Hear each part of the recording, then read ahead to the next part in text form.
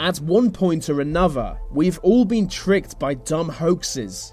It could be false evidence for fairies, extinct giants, or maybe even Bigfoot. But whatever it is, they are all mental. Here are the 10 best paranormal hoaxes ever.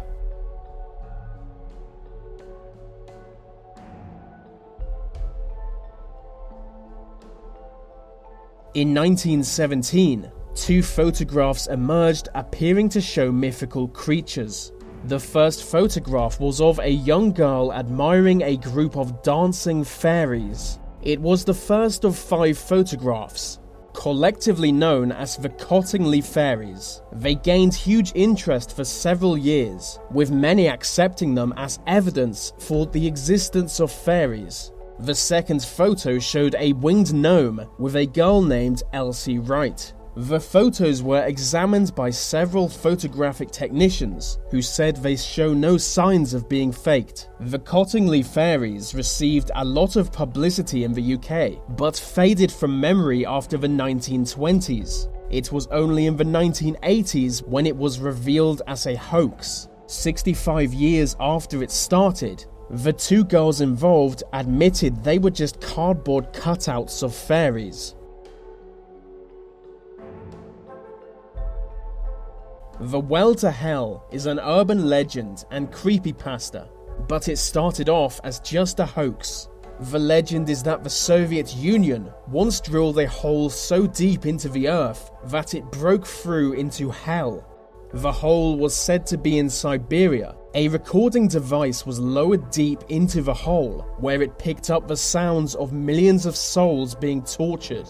This recording spread quickly through internet message boards in the mid-90s, with many believing it to be evidence of a gateway to hell. But the recording was eventually found to be edited sound effects from a 1972 horror movie. It was a complete hoax.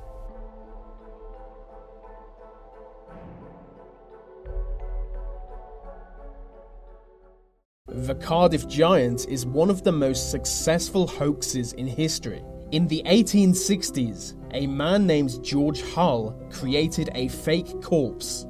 More specifically, a fake corpse of a giant. He then buried the giant on his cousin's farm in Cardiff, New York. In 1869, the giant was discovered by workers digging a well on the farm. Word of the giant quickly spread, with most people believing the hoax. It was kept under a tent, with a constant queue of people willing to pay money to see it. So many wanted to see it that P.T. Barnum created his own fake giant. Barnum said that his own giant was genuine, but that the Cardiff Giant was fake. For this, he was sued by the Cardiff Giant's owner, who was forced by the judge to admit the whole thing was just a hoax.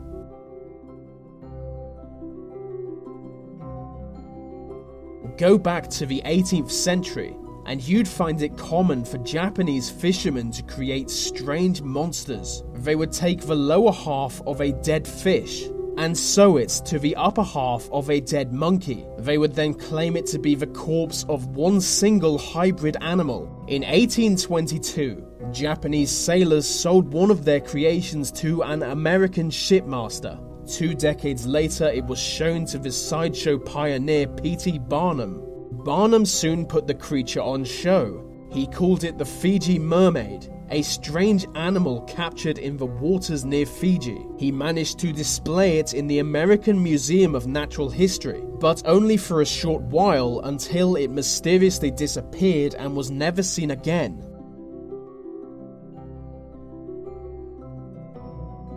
In the 1970s, supernatural activity was reported at Highgate. Highgate is a Victorian cemetery in London with over 50,000 graves. About 40 years ago, newspapers began reporting encounters with a vampire who was said to often stalk the cemetery. This sparked the interest of a local Catholic and self-proclaimed vampire slayer. He claimed to have burned the vampire to death. Few people believed him. He said the vampire was a medieval man from Romania. The man practiced magic and managed to achieve immortality. For some reason, his body was taken to Highgate in the 19th century, and the vampire rose from the dead soon after. He had no evidence to support these claims, and the original reports were just a hoax.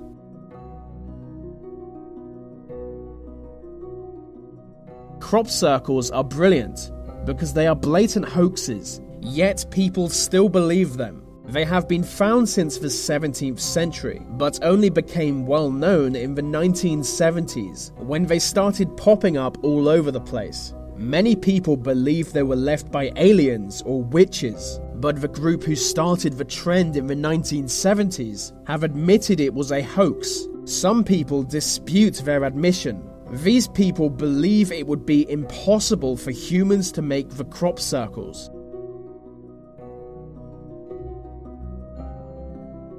Helen Duncan was the last British person to be arrested for witchcraft. It was 1944 and she was sentenced to 9 months in jail. Her crime was pretending to be in contact with the dead and pretending to have the ability to summon ghosts. She showed off this ability in a series of obviously fake photographs. Her claims were debunked on numerous occasions and with ease.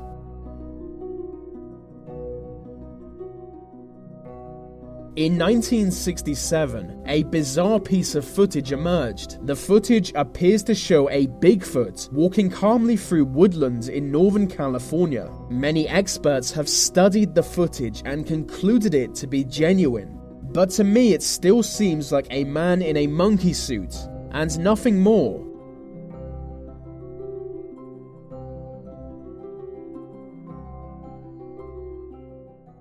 The Fox sisters basically created spiritualism.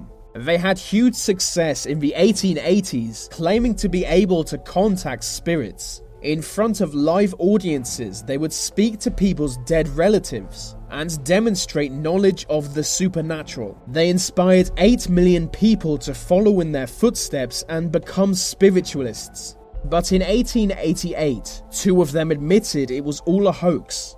Yet even today, some still believe their powers were genuine. After they died, a wall collapsed at the house where they grew up. Behind the wall was found a skeleton, which is weird.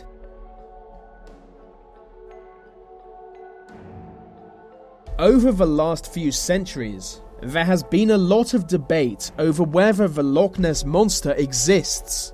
One thing we do know is that this photo is fake. It was taken in 1934 and published in the Daily Mail newspaper. For many decades it was thought to be genuine. But in the 1990s, modern analysis told that the object in the photo was less than 3 feet long, so it had to be a hoax. It was actually a toy submarine modified to look like a monster. The toy monster was placed into the waters of Loch Ness, and the photo was taken. So they did quite well to fool people for 60 years. So that's the end of this video. I just launched my new website, eskify.com. I usually upload at least 10 articles every week, so I really hope you guys can come and visit it regularly. I would really appreciate that. Hey, is that trouble or not? They're not having trouble, are they? That's trouble of some kind, George. That's trouble of some kind, isn't it, or not?